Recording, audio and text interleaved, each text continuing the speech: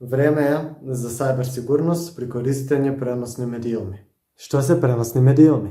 Со изразот преносен медиум ги опфаќаме сите уреди за складирање на податоци кои може да се вметнат или извадат во или од уредот, најчесто компјутерот, без негово гасење или нарушување на неговите функционалности. Најпознати примери за преносни медиуми се USB-ата, CD-ата, мемористските картички, флопи дисковите, добро, тоа е застарено, екстерните дискови и низа други. Нив ги користиме за складирање и пренос на податоци или правење на безбедносни копии, попознати како бекап. Има повеќе видови на преносни медиуми, но за нашите потреби ние ќе разликуваме два типа. Преносни медиуми кои може да служат само за складирање на податоци и оние кои на нив имаат софтверски алатки кои може да се извршат при вметнување во компјутерот. Најчест пример за тоа се бутабилните USB. Стефан, а кои се предностите на преносните медиуми?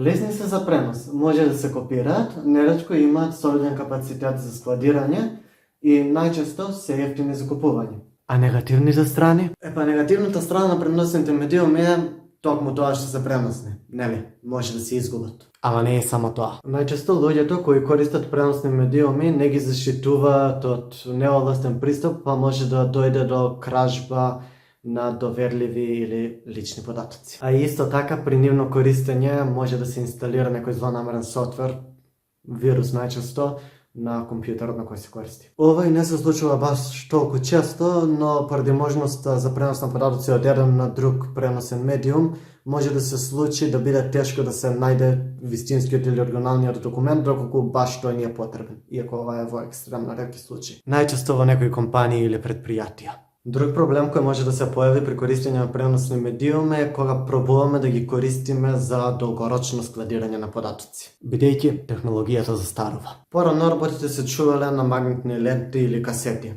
што во денешно време ќе треба да се помачите малку за да најдете како и каде да видите што е складирано на нив.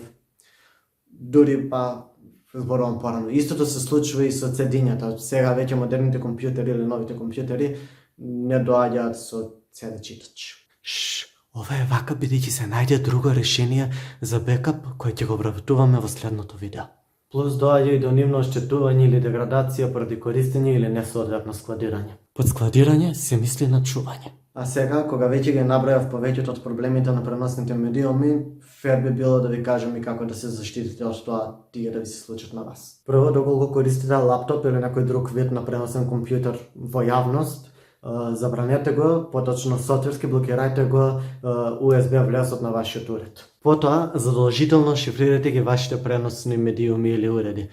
Поточно ставете лозинка за влез. Антивирусните алатки поставете ги автоматски да ги сканираат сите преносни уреди пред било какво давање или зимање на податоци од нив. Преносните медиуми секогаш чувајте ги на место каде секогаш ќе знаете каде се и доколку имате повеќе од нив, соодветно одбележувајте ги за да знаете какви податоци каде ви се наоѓаат. Ова како плюс добра практика ви е податоците на преносните медиуми со кои веќе сте завршиле со преносот, не ги чувајте на преносниот медиум или уред, избришете ги застарените податоци, нека не ви стојат таму. И за крај, дури и да ги преземете сите овие мерки, знајте дека ништо не е со 100% сигурност. Па затоа строго доверливите работи и личните податоци не ви е препорачливо да ги чувате на преносни медиуми. Доколку сето ова ви делува како премногу работа или премногу комплицирано, преносните медиуми имаат и своји алтернативи, најпознати се праќањето преко мејл или облак услугите, кои и тие самите си имаат своји недостатоци и предности,